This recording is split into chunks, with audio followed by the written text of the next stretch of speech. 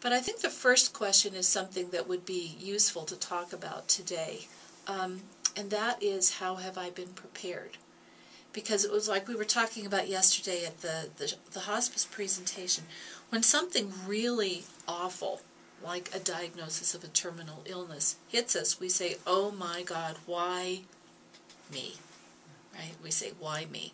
How could this happen? And our first reaction tends to be, I can't handle this. This is too much.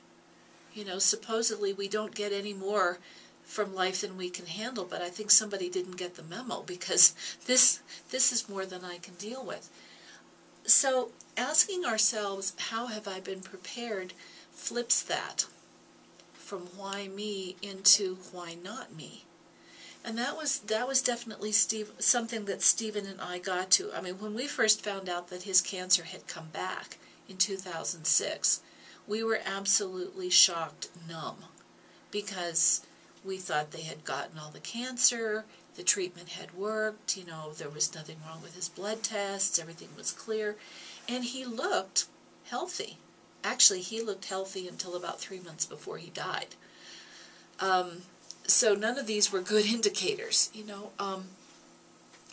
But once we got through the numbness of the shock, we started looking at our situation, and we thought, you know, if anybody can deal with this, it's probably us, because we had a background from being in the spiritual community. We had this belief in the ongoingness of the soul.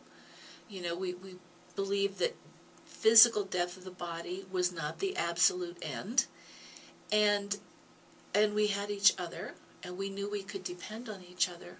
So we got to the sense of, why not us? Because we also pretty quickly realized that there might be more to this.